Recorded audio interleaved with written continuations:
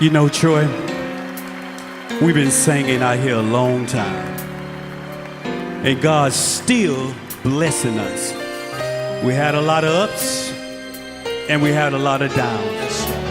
But it's a song that I wrote, very simple, the title, I just want to thank Him for being who He is. Sing.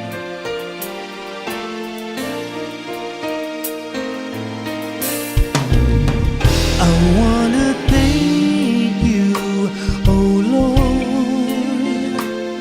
for being there for me when there is no one around. You was there to comfort me. You are the only one that knows my heart, and you never let me down. I wanna thank you for being who you are. I wanna thank you for being who you are. I wanna thank you, oh Lord, for being there for me when there is no one around. You was there to comfort me. You are the only one that knows my heart, and you never let me down. I wanna thank you for being who you are. Yeah, yeah, yeah. I wanna thank you for being who you are. You are God. Yeah, you are God. Hey, you are Jehovah. You are the beginning and the end of my life, and the end. You are the only one that never let me down. And I thank you for being who you are. Oh, thank you, Jesus. Yeah. I wanna thank you for being who you are. Listen to this. You came down from heaven for our sins, so that we may live again. I know that your word is so true. Lord, I sing this song for you. You've been there through the storm and rain, in my ups and downs, and you've always been around. I wanna thank you for being who you are. Yeah, yeah, yeah. I wanna thank you for being who you are. You are God. Yeah, you are God. Oh, yes, you are, Lord. Yeah.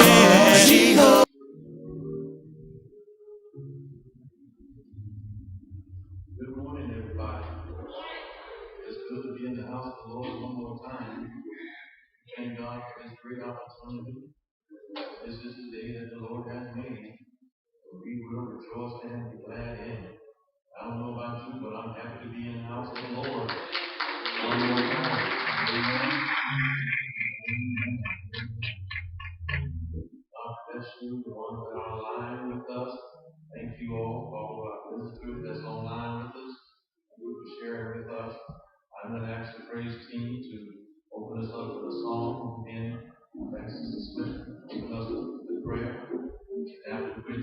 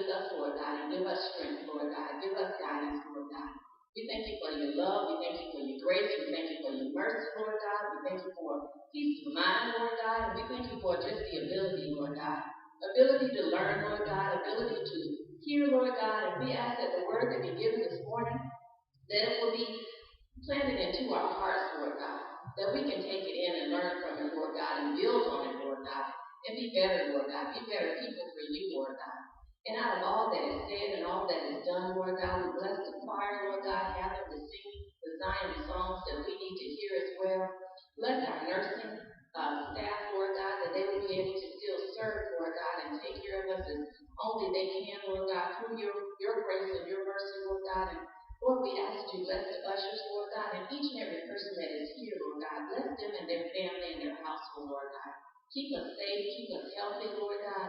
But above all, Lord God, keep us in your care. We thank you and praise you for all things, Lord God, everything that you have done, everything that you will do, Lord God. We thank you and praise you and give you all the honor and the glory that is due unto your name. In Jesus' name, amen.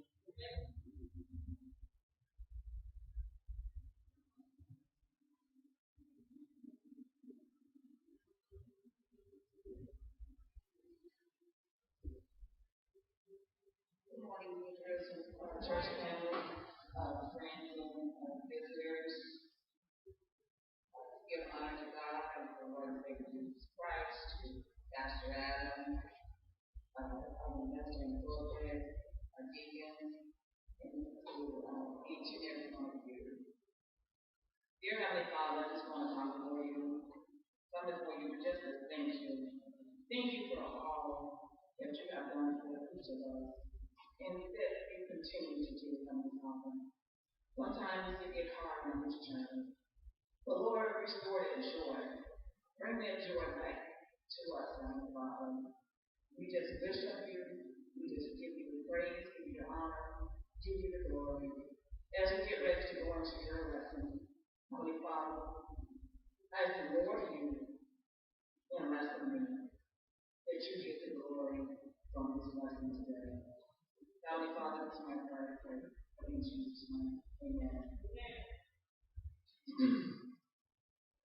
Our lesson today is we're still in Proverbs. This is our last lesson that's in the book of Proverbs for this first unit.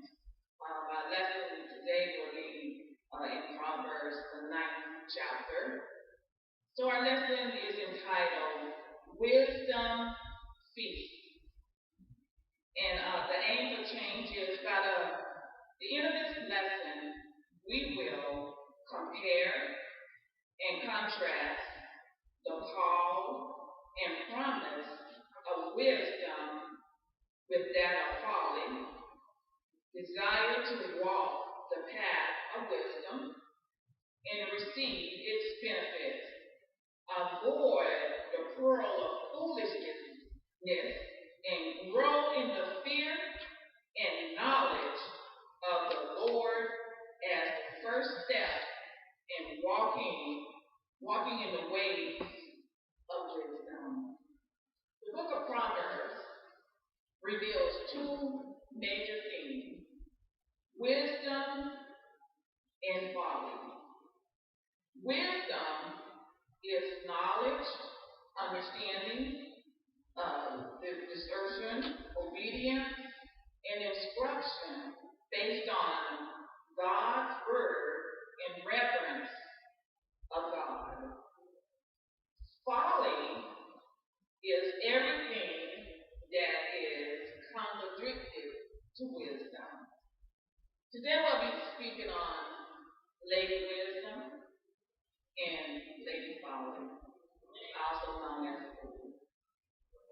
So Lady Wisdom promised all the manner of earthly pleasure.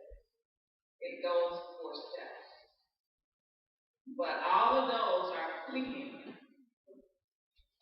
It's associated with her leads to death. Just as surely as associated with Lady Wisdom is going to bring life, as we're going to see in our lesson today. So, our first outline is wisdom, invitation to the banquet. And that is taken from Proverbs, the 9th chapter, the 1st through the 6th verse. Listen to what Lady Wisdom has to say. Wisdom has built, I'm reading from the NLT version, I'm sorry. Wisdom has built her house. She carves it 7 columns. She had prepared a great banquet, mixed the wine, and set the table. She had sent her servant to invite everyone to come. She calls out from the heights overlooking the city, "Come in with me," she urged the simple. To those who like good judgment, she said, "Come, eat my food, and drink the wine I have mixed.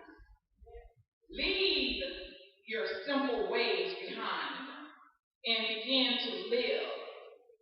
Learn to use good judgment." So we see that Lady Wisdom, first of all, she built her house. And with her building her house, it represents the image of luxury, and it is complete. We know it's complete because she used 7 columns. And the number 7 is complete with God. Even though she had wine, she mixed the wine. She mixed it with water to decrease the likelihood of getting drunk. And wisdom, she also had some maidservants, and that kind of shows us that she's a woman of wealth. She's also a woman of influence. And to come to her banquet, there's no qualification that is required for her banquet. There's no certain level of knowledge to attend to her banquet. Now, the simple refers to those who like judgment. They're immature, and they don't have any experience. But she invites them to come to eat her bread and drink her wine. But that's implying that she wants to sustain their soul. She wants to give them some wisdom. That she wants to lead them on a path to life and also on a path to understanding. It's a lifetime of learning. Because a lot of times we want to stop learning. We reach a certain age and then we think we're going off. But you have to look, wisdom, you want to continue it. You want to continue to serve the Lord. He said, "Be thou faithful until the end." Our second outline is the fear of the Lord is the beginning of wisdom. In our last week's lesson, we heard the word fear. And he keeps saying fear. Fear the Lord. And then he's not saying fear the Lord in a bad way. But we're saying that to fear the Lord, to reverence him, to honor him, to know that my power, that my strength is all coming from him. That it's him that leading me to make the right choices in life. And this is taken from Proverbs, the 9th chapter, the 8th through 10th verse. Listen. So don't bother correcting mockery. They will only hate you. But correct the wise, and they will love you. Instruct the wise, and they will be even wiser. Teach the righteous, and they will learn even more. Fear the Lord is the foundation of wisdom. Knowledge of the Holy One, resort in good judgment. A person's character is revealed by his or her response to correction and teaching. Because a lot of times when someone is correcting, that is to show you you're wrong. And in order to be a better person, sometimes I don't know that I'm doing wrong until somebody points it out to me. And when they do point it out, they're going to, hopefully they're pointing out in a loving way, because sometimes it's the way you say it. It's how a person also responds back to you. So it says a scoffer will despise, rebuke, while a wise person will welcome correction. fear is realizing you are under another power. The fear of God inspires one to grow in wisdom and to reach out to others. Because we're going to follow the example of Jesus Christ. And my focus is going to be towards pleasing God rather than pleasing myself. Our final outline is folly. Folly, invitation to the banquet. And this is Proverbs 9th chapter, the 13th through the 18th verse. And let's hear what Lady Folly has to say. The woman named Folly is rash. She is ignorant and doesn't know it. She sits in her doorway on the heights overlooking the city. She calls out to men going by who are minding their own business. Come in with me, she urged the simple. To those who like good judgment, she says, stolen water is refreshing. Food eaten in secret tastes the best. But little do they know that the dead are there. Her guests are in the depth of the grave. So Folly, she is unable to control herself. She is loud, ignorant, and knows nothing. Folly, like wisdom, has a house of her own. She also invites guests to enter.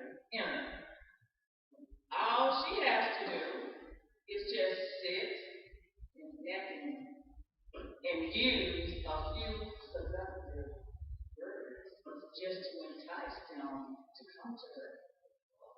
Her house is not supported by the seven pillars built on the grace of God or upheld by the gift of the Holy Spirit. She brags about sin, for it is a relationship with her is secretive, and that makes it so unholy. Wisdom offered meat and wine to her guests, but Folly, she offered bread and water. Wisdom invites openly to a well-furnished table, where Folly calls to a secret meal of the simple food. So to hear the call of Folly is to forsake the land of the living and join the company of the dead. To take the advice of wisdom is to live. Let's take a look at James, the first chapter, the 14th and the 15th verse. And it reads, but each one is tempted when he is drawn away by his own desire and enticement. Then when that desire is conceived, it gives birth to sin.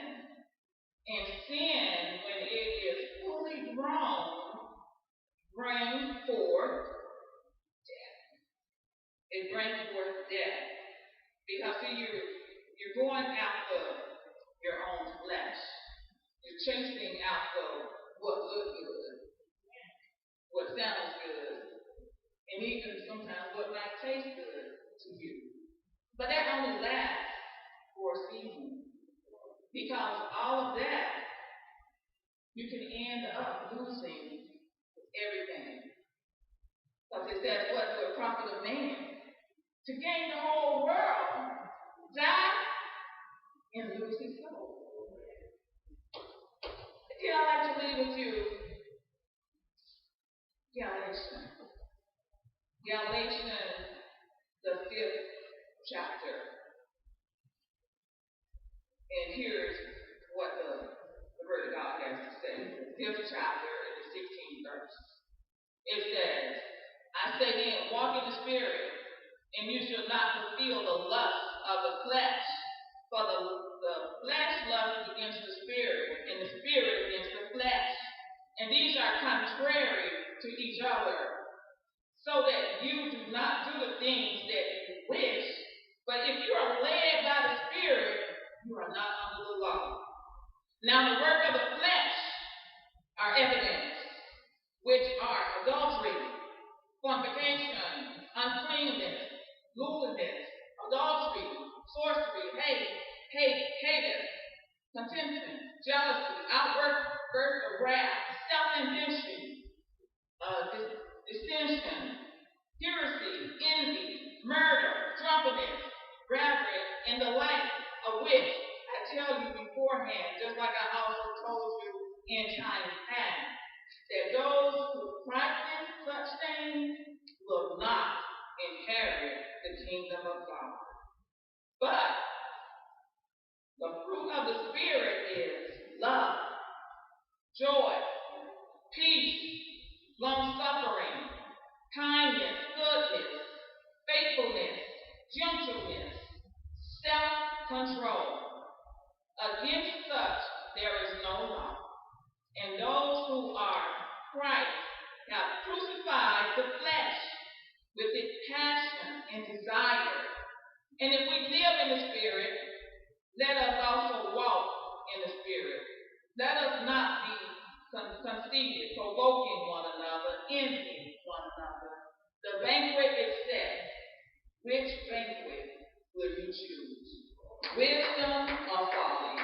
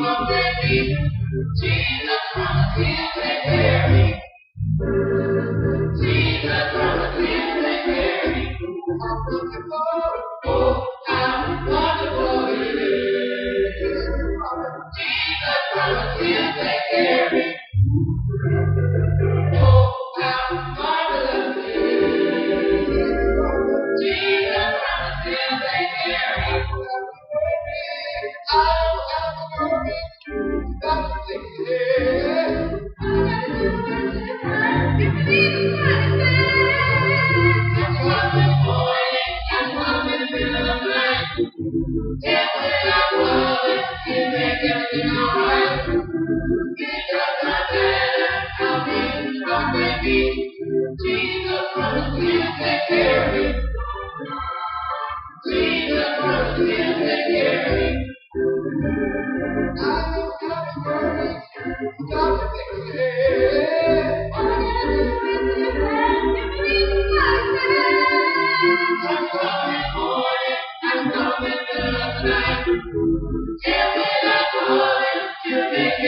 alright. It doesn't matter how big or big. Jesus promises to carry. Jesus promises to carry. Jesus promises to carry.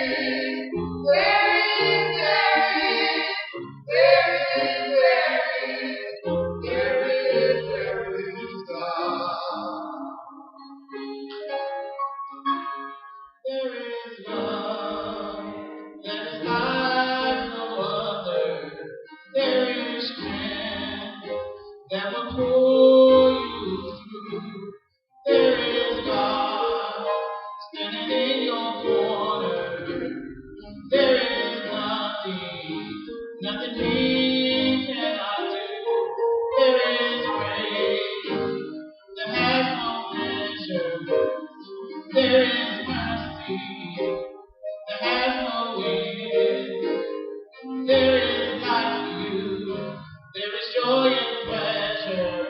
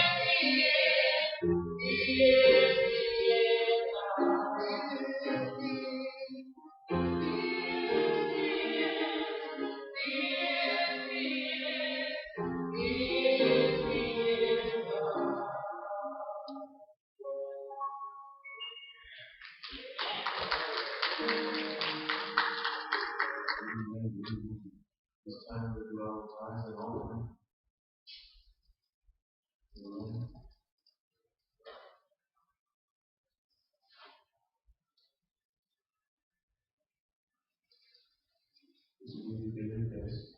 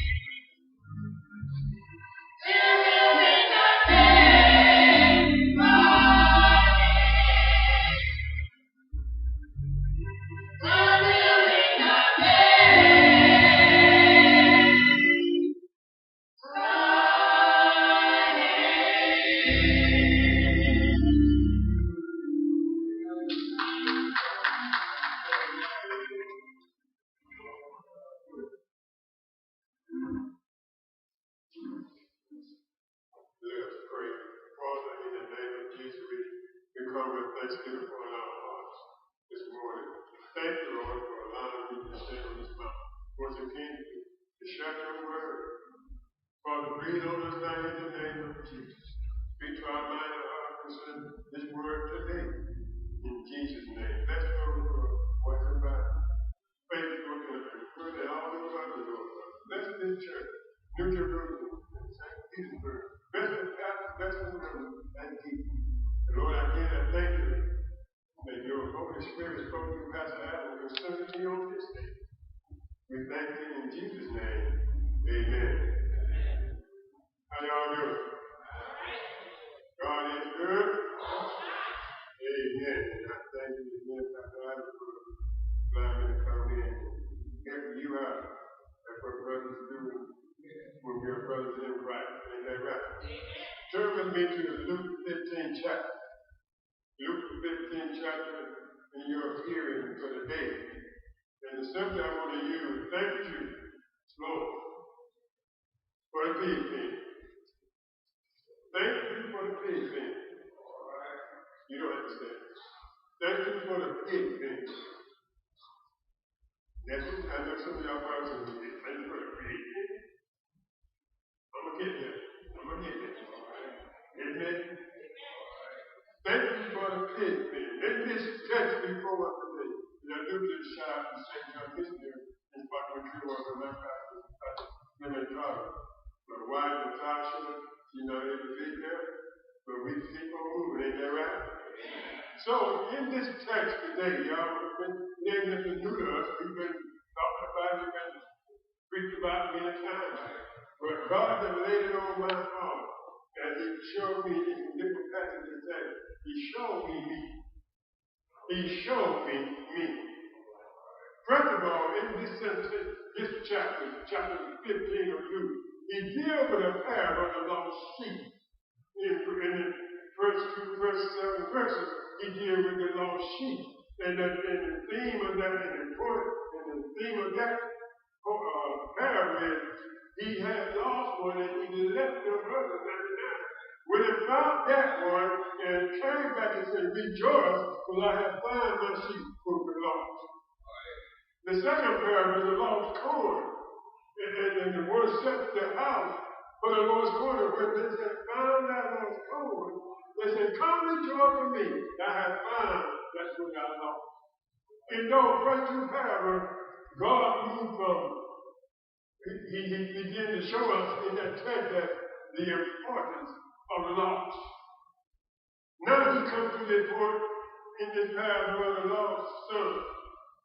The most important parable of these three parables. The most important thing in our life is the soul that is lost. We can't worry about how big the church, how full the church is, or whatever. If the soul is lost, that's the most important thing. The body of Christ ought to be about seeking that lost soul. Amen?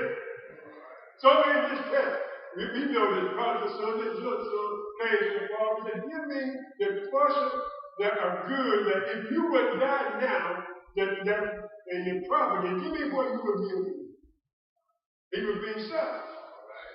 But apparently this young man, someone, has been planting seeds in his mind that it's better over there. They're having a good time in another country. They're kind of hard in another town. Now his mind, he can't get off of what they're someone been feeding him. You have to be careful what they feed you, folks. So he said, give me my portion, I'll be on my way. In verse 11 and verse 20. Then in 13 said, and not many days after that, the young man gathered all he had and went to a far country. Lord, I thank you. Because I've been in church for over 30 years. Been preaching over 30 years. And sometimes while I was still preaching, I was in a far country. I wasn't walking with God. I wasn't in fellowship with God. I was in a great country. I always say, the great actors is not known that you see on the big screen. Just come to these local churches, and you'll find the best actors in town. Better than me. Thank you, Lord, for the first time. Then he moved on from that point, and then the key thing, he wasted, the Bible says, he wasted all he had, with all his money. He was partying hard. How many of y'all been there? I knew that they get rich because y'all don't know what I do. And y'all open up the club and y'all close the club. Let me put it this way. Some of y'all need to be ready on Thursday night. Y'all laid y'all clothes out. So this was kind of quiet right there. You got the clothes ready for Thursday. Thursday, Friday, and Saturday. You were ready. You party hard. And you still got up on Sunday morning, some of you, and made your way to the house. But your mind was in the body. Your body was in the house. But your mind was somewhere else. He fought hard, thank you. He fought hard. He did all he had. But one thing about this soul said, nobody wants you when you're done now. And nothing but nothing what? Amen. So when you got friends. Don't let me win the lottery. Just don't let me win the lottery. I got family living in every right. And it don't matter what for you color bastards. They don't overcome a disability. But they let me lose. This young man found himself after he was hard and said, I got that. No, he had nothing. See, no fellow was a friend. It's always there. But when you need it, where are you? Where are you? Do y'all have a friend that got to the big note? Do you have a friend to be there when the storm get the raging in your life? Do you have someone that you can lean on? Show up, lean on. I ain't talking about lean on when things are okay. But when you ain't got nothing, and when you're going through something, do you have a friend that you can lean on? Do you have a friend that will tell you to? Tell you that you're wrong. Do you have a friend, pastor, that was a pastor? You wrong, pastor. Why do you say that, Bill? Because a lot of them don't go from pastor in the pastor. Y'all say amen. I'm doing right. I say all right, right? Ain't you that reason, don't let you do this. I say always right, but we ain't always right.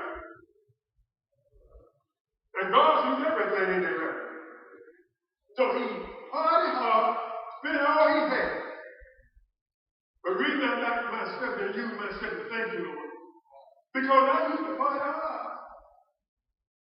Yeah, I don't look like you. So look like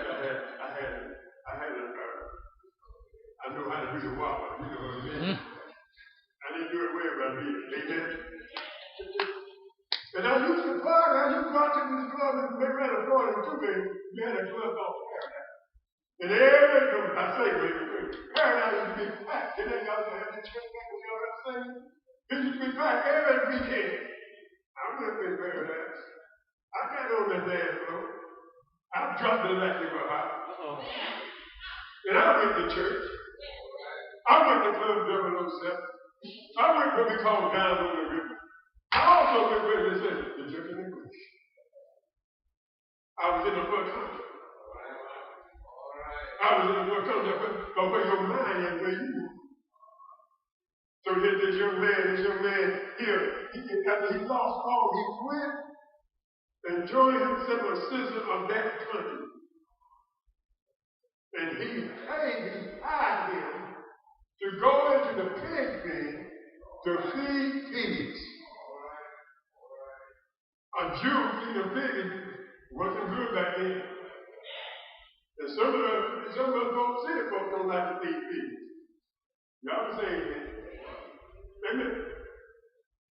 What I like about this thing is that this pig pen is a blessing when you're in the pig pen. The Bible says in verse 16, he got so hungry that, I'm not going to read what the scripture said, church hurts and hearts and whatever. I'm going to call it what we call it in 2 minutes. We in old school, we call that slop that we fed the hearts. Can I get a witness there? We call it slop. In other words, we had everything in there with it. But even at this time, this brother, this food was good to him. Can I call it for a moment? Y'all ought to be thankful that God has blessed you to eat what you want, when you want it, and how you want it. You ought to say, Lord, thank you for the deal. Don't be trying to eat that. Or I hear some of them say, I had that yesterday. I don't want that now. Some folks, they had that yesterday, and they don't know what the day coming. They don't know what the day gonna bring. And you talking about what you ain't gonna do. You ought to be thankful that God has blessed you to eat what you can and when you can. This brother was in the pig pen and the slop looked good. Lord, thank you. Thank you for the pig pen. Because the pig pen in my life, even though I was doing the church, I remember, I talked to Pastor Adam a couple of weeks ago, as I was driving home from church on a Saturday night. I was in the pig pen. My world was coming down on me. I had no one to call on. I was going through some stuff. And all the person I need to know, I was in the pig pen, I was down and out. Saying, Lord, why me? If y'all been there, why me, Jesus? In my apartment, crying out, Lord, here I am. I surrender all to you. Here I am, Lord. I need you. I was in the pig pen. And sometimes God got to put us in the pig pen of life before we can look up and see that He's the only one that can help us. He's the only one that can make a way out of no way. He's the only one to be there when it's going to the rock. He'll be a friend that gets closer than a brother. He's the only time you can see Christ is when you die. And at that same time, brothers and sisters, I was still going to church. I was still preaching His word, but I wasn't with God. I was out of fellowship.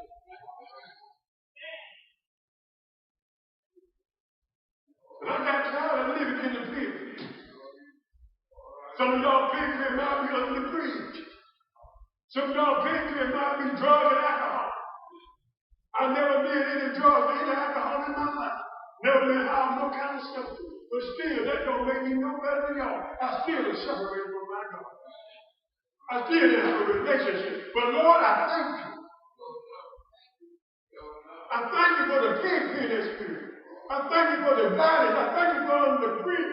I thank you for being on the streets. I thank you, Lord, because you brought me some of the best preachers, best teachers, best deacons came out from in the street, under the bridge. Those you would say they weren't nobody. God touched them. Because when they got down, they began to look up. And they began to look up and begin to praise God. This young man here in the text, in verse 17, said, he came to himself. Too many of us are faking to make it. God is looking for a church, my brothers and sisters, to worship him in spirit and in truth.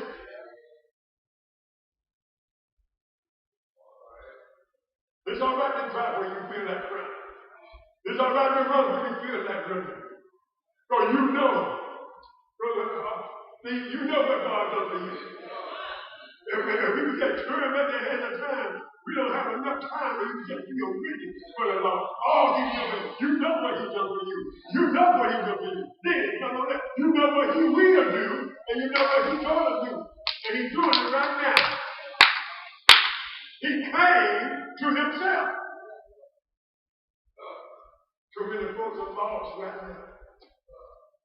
But he took this brother to get in a low state, a bad situation, before he can realize, before he can see what he really had, how blessed he really was, how good he had what he was. Some of us need to come to ourselves and be real with ourselves. See, why this one was down in the feet, leaning on that slot, the light came on and said, my God, my Father's house serves that. He's better than this. And I'm out there starving again. Lord, I'm going to get up, I'm going to get up, and then I'm going home. You know what this story is? You know what this story is about? This story is about a sinner who don't know Christ. It's also about a backslider who knows Christ. I said, it's about those who don't know Christ. It's about those who know Christ. This brother said, in the text, he prays, I sin against the heaven, then I sin against you, Father. Apparently, he had some heavenly experience. He had some knowledge of the book. But just because he got knowledge don't mean he wants to drift away from the Lord. Drift out of fellowship from the Lord. And we always teach our children about the train when they're ready to go. But when they get on, they want to back. When you really teach the word and keep the word in you, you might drift away. But when you get in the pit, when you get down, that's on the inside of you. The Holy Spirit starts stirring up something. Bring it back to your remembrance of what God has done for you. The Bible says he got up and then reversed his prayer. I'm going to tell my dad this here. Dad, this is what I did. I just want to be real with you. I messed up. I know I should have stayed down. I know. I looked at my lesson. Thank you, Dad. But why? Because sometimes God, the Father represents God. And sometimes folks, mothers, especially mothers, y'all try to hold the child too tight sometimes. When sometimes you got to let him go. Even though he's in danger zone, you got to let him go. God's man, this parable talks about the Father knew the danger. He knew how the world would act out there. You know, we do the dirt. If you don't learn from me, somebody else will teach you out there. So here, this father had to blind his church. He had to get hurt him to let his son go and waste all he had and live like he did, but it hurt him. Don't you know it hurt God when you turn your back on him and God wishes other God and start doing things that he show you ought not to do? But God said, look, I love you enough to let you go. That's your will, that's your choice. I'm not going to force you. See, that's what we want to never go when we don't understand. We think God is coming to change me. No, God is not changing you that. If you don't want to be changed, God said that's the way it is. We can pray. You can pray for me all I want. All you want to pray for me. But if I don't want to change, God ain't going to change me. Then you talking about, you want me to change. You want me to change for what you like. You missed it, didn't you? You want to see me for all in your mind and how you like me to see me. But you all want to see me in God's mind and how God wants to see me. Right. This one, he came to himself and he went home. And the Bible teaches, and that's why I thank God for my life experience when I didn't have much, when I was going through something. Now, I don't know if I told y'all this in the room, but I had a job, but you know what? I ended up being in my bed. Praise God, I had a big bed at the time. Praise God. You remember that big room? I had to sleep in my bed. I parked in my cousin's driveway, laid that back seat down, and I had to sleep there. Talked with Mama. Mama said, how you doing, son? Mama, I'm doing great. Everything is fine. Mama need to know. So Mama couldn't fix it. Mama couldn't fix it. I had to fix it. And I know who could fix it. Give him a hand clap of praise for that.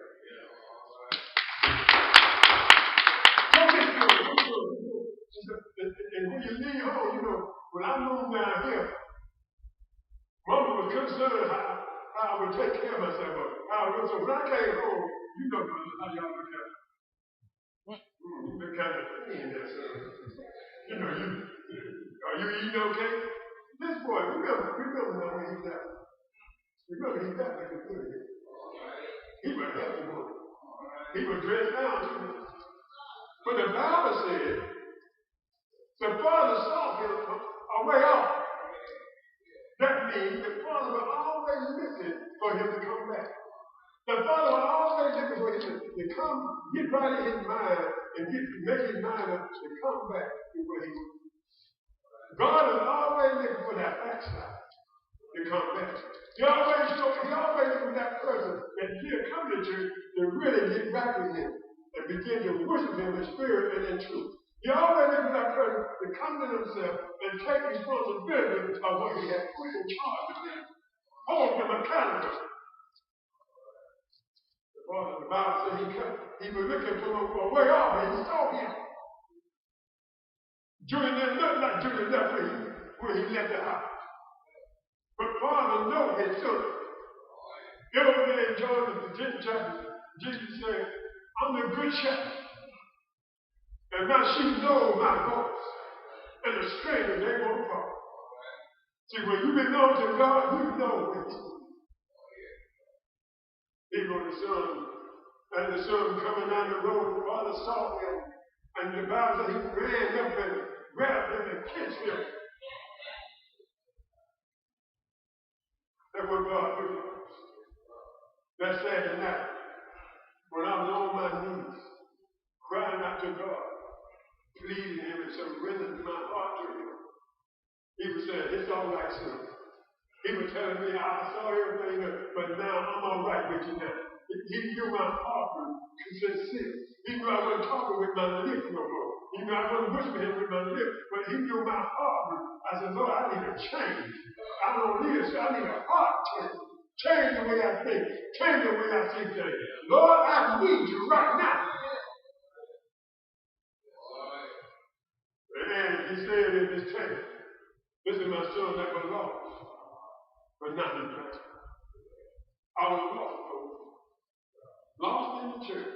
Lost in the house. Lost in my brother's sister. I was lost. But when I came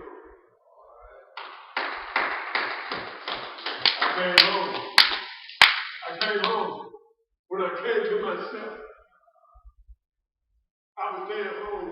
Why? I wouldn't go to Sunday school. Because I was in my country. Here I am preaching the word, couldn't even preach right because I wasn't right. But when I decided to say, look, turn off the tube and get in that Sunday school class and get what God wants you to get, Begin to study yourself, to show yourself approved. I came home. And he said, this is my son which was lost. And he greeted me. That's why I said, Lord, I thank you. Because if I haven't went through that spirit of independence, that spirit of loss, that spirit of wonder what next, I would never look up and see how good I'm a man and how blessed I am. And all he said is you can do, and I don't know what it is. Look up and be thankful. This son said, I'm going home. And I'm going home and tell him, Father, thank you for all you've done. Can you imagine this son going home and he got all that he had, he don't wait. But the father said, it's okay. You go over that comfort. Ain't that right? That's what Jesus said. When we come back home, he said, don't worry about this. Don't worry about what you do. I don't think so. I don't make all that. I don't remember that. What you talking about? I don't know nothing about what you talking about. He forgets it and don't even see everything. And you and I got to have that same attitude. When we come home, we got to realize that we got to let go about what we did in me. That's a good testimony. But we don't have to go back there no more. You're free from that experience. It's an experience, not just a testimony. Amen. Tell somebody how not to go there. Tell somebody how to get out if they in there. And God will do the rest. God bless you this morning. Thank you, Pastor Adam, for allowing me to share this word of thanksgiving. And I thank you for this word. And I thank God for this prodigal son, this marriage, that I came home. I came home, and I never left again. And since I came home, doing what my father wanted me to do. Nothing but favor over my life. Nothing but favor. Nothing but blessing. God bless you. Amen.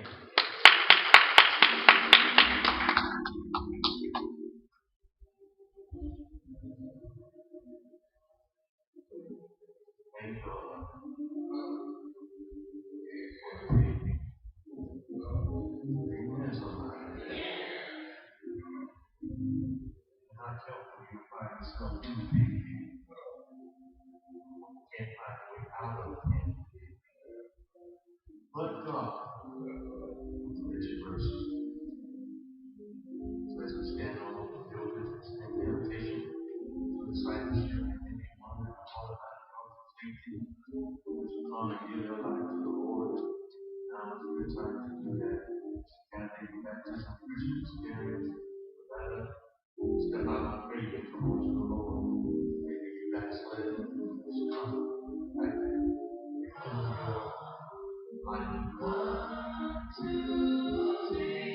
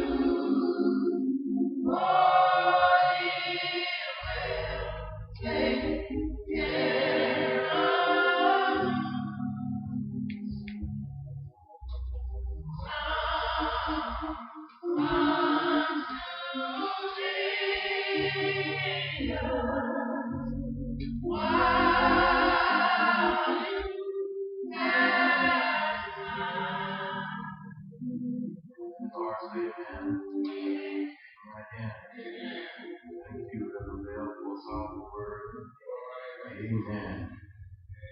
You should have made your mind go back. That's where you come from. You mentioned in this text sometimes we think we know everything. You need to understand that you don't know everything. All by God's grace and mercy. Amen.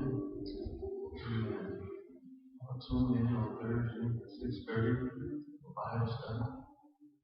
Don't forget to continue to follow the CDC rules and everything. Washing your hands, social distancing, masks, all that stuff. Yeah, I want you also realize that I want you to have faith, not fear. This faithful and just. Amen. That's all for this time.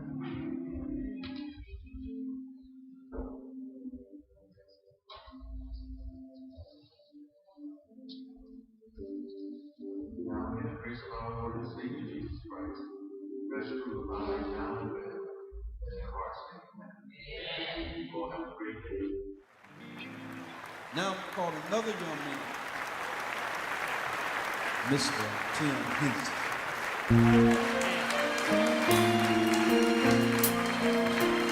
You know, Troy, we've been singing out here a long time. And God's still blessing us. We had a lot of ups and we had a lot of downs. But it's a song that I wrote, very simple, the title, I just want to thank him for being who he is. Sing.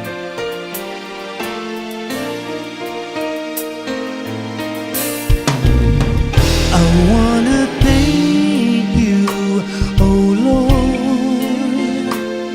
for being there for me when there is no one around. You was there to comfort me. You are the only one that knows my heart, and you never let me down. I wanna thank you for being who you are. I wanna thank you for being who you are. I wanna thank you, oh Lord, for being there for me when there is no one around. You was there to come